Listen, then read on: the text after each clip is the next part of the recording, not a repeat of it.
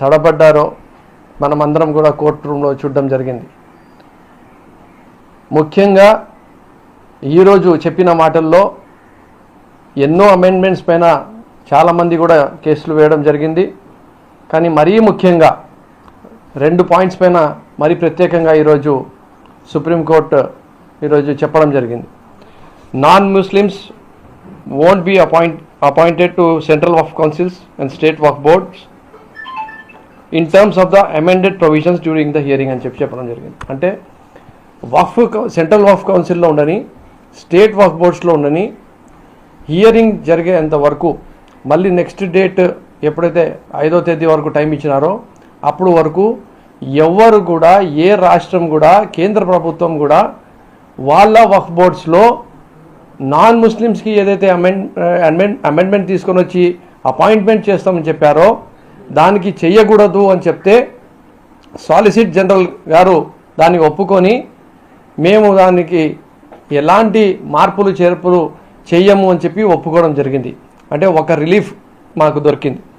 రెండో రిలీఫ్ ఏమంటే వక్ఫ్ by user whether declared by way of notification or registration will not be denotified till the next date of hearing. అంటే వక్ఫ్ by user అనేది మీరు తీసేస్తే ప్రతి ఒక్క మసీదు కానీ, ఖబ్రస్థాన్ కానీ, ఈద్గా కానీ, దర్గా కానీ, ఎనీ ప్రాపర్టీ కానీ దానికి పేపర్లు మీరు చూపించకపోతే అది గవర్నమెంట్ ప్రాపర్టీనో లేదంటే లిటిగేషన్ ప్రాపర్టీనో అని చెప్పి దానికి ఒక లిటిగేషన్ క్రియేట్ చేసే సమస్య ఏదైతే ఏర్పడుతుందని చెప్పి ముస్లిం సమాజం అంతా ఒక భయాందోళనలో ఉండిందో దానిపైన కూడా ఒక రిలీఫ్ ఏమి ఇచ్చారంటే దీనిని ఎక్కడ కూడా ఏమి కూడా ముట్టకూడదు, ఎలాగైతే నడుస్తుండిందో దానిని అలాగే కొనసాగించండి అని చెప్పి మరీ ముఖ్యంగా చెప్పడం జరిగింది. అంటే ఏవైతే మాటలు ఈ బిల్లు కానీ యాక్ట్ వచ్చిన తర్వాత కానీ ఆర్టికల్స్ 13, 14, 15, 25, 26, 29, 300కి విరుద్ధంగా కాన్స్టిట్యూషన్ మాకు ఏవైతే మైనార్టీస్కి హక్కులు కల్పించిందో దానికి విరుద్ధంగా, ఫండమెంటల్ రైట్స్ ఏదైతే as a citizen of India ఇచ్చిందో దానికి విరుద్ధంగా ఈ బిల్లు ఈ యాక్ట్ ఉంది అని చెప్పి క్లారిటీగా పార్లమెంట్లో చెప్పడం జరిగింది. జాయింట్ పార్లమెంటరీ కమిటీలో చెప్పింది. ఈరోజు సుప్రీంకోర్టులో కూడా అదే వాదన తీసుకొని రావడం జరుగుతుంది. మాకు పూర్తిగా నమ్మకం ఉంది సుప్రీంకోర్ట్ ఆఫ్ ఇండియా మా ఫేవర్లో రాబోయే రోజుల్లో దీనిపైన మాకు తీర్పు కూడా రావచ్చని. కానీ ఇది ఒక సుదీర్ఘమైన పోరాటము. వాళ్ళు కూడా బీజేపీ పార్టీ కూడా దీనికి ఒక ప్రెస్టీజ్ లెక్క తీసుకొని ఎన్నో వాళ్ళ రాష్ట్రాల తరపు నుంచి కూడా వాళ్ళు కూడా పెటిషనర్స్ వేపించడం జరిగింది. ఈరోజు గవర్నమెంట్కి 7 రోజులు మాత్రం టైం ఇవ్వడం జరిగింది. 7 రోజుల్లో మేము అడిగిన ప్రశ్నలకి యాంటీ కాన్స్టిట్యూషనల్ ఉన్నాయి కాబట్టి మీరు ఏం సమాధానం ఇస్తారని చెప్పి కూడా వాళ్ళకు ఈరోజు చెప్పడం జరిగింది. నిన్న కూడా తీసుకుంటే అసలు చీఫ్ జస్టిస్ ఆఫ్ ఇండియా గారు అన్నారు, ఏంది జామియా మసీద్ని కూడా మీరు తీసేసుకుంటారా, అంటే జామియా మసీద్లో కూడా మీరు నమాజ్ చేయడానికి ముస్లిం సోదరులకు ఇవ్వరా, అలాంటి పరిస్థితిని కూడా తీసుకొని వస్తారా అని చెప్పి అడగడం జరిగింది. రెండోది, గవర్నమెంట్ ఆఫీసరు వచ్చి దీనిని ఇది వక్ఫ్ ప్రాపర్టీ అని చెప్పేంత వరకు కూడా దానిని ఒక లిటిగేటెడ్ ప్రాపర్టీగానే పెడతారా అని చెప్పి ఆయనని అడగడం జరిగింది. ఏదైతే కోర్టులు ఇది వక్ఫ్ ప్రాపర్టీ అని చెప్పి నిర్ధారించినారో అలాంటి ప్రాపర్టీస్ని కూడా మీరు డీనోటిఫై చేస్తారా అని చెప్పి ఆయననే ప్రశ్నలు అడగడం జరిగింది.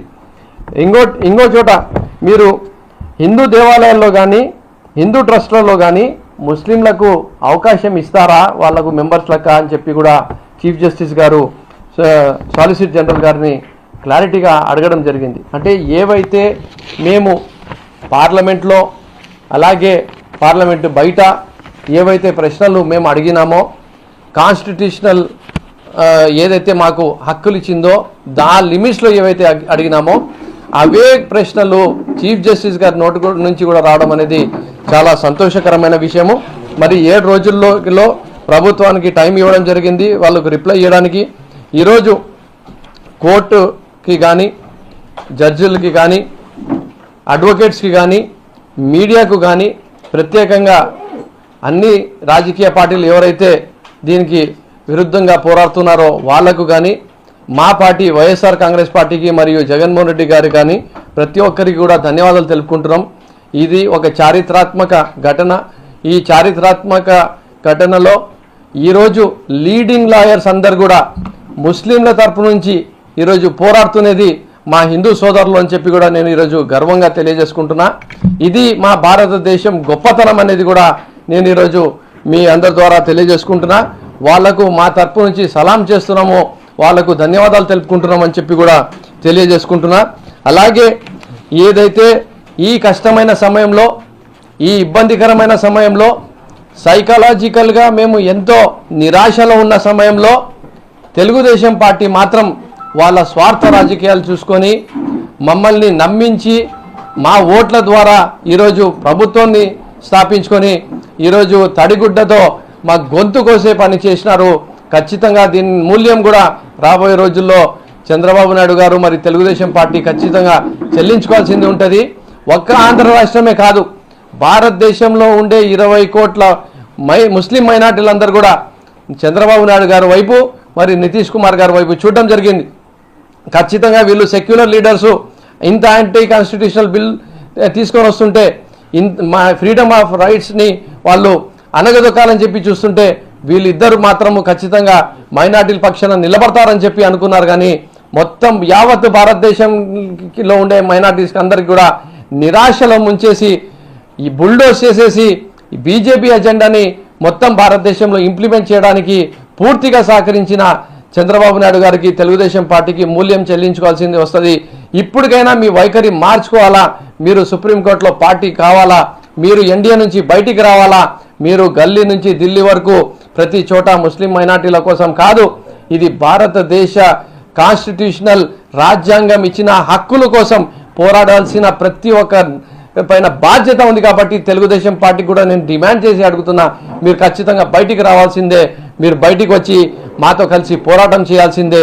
అది చేయకపోతే ఖచ్చితంగా దాని మూల్యం కూడా మీరు చెల్లించుకోవాల్సింది ఉంటుందని చెప్పి తెలియజేసుకుంటూ, మరి రాబోయే రోజుల్లో కూడా ఈ న్యాయ పోరాటం ఎప్పుడు వరకు జరిగితే అప్పుడు వరకు వైఎస్ఆర్ కాంగ్రెస్ పార్టీ ప్రతి ఒక్క అంశం పైన క్షుణ్ణంగా పరిశీలించుకుంటూ ప్రతి అడుగులో కూడా ముస్లిం సోదరులకు కానీ యాంటీ కాన్స్టిట్యూషనల్ బిల్స్ పైన కానీ యాక్ట్స్ పైన కానీ ఫ్రీడమ్ ఆఫ్ రైట్స్ కోసం కానీ ప్రతి ఒక్కరికి కూడా కులాలకు మతాలకు అతీతంగా ప్రతి ఒక్కరి కోసము పోరాడుతూనే ఉంటుందని చెప్పి తెలియజేసుకుంటున్నా.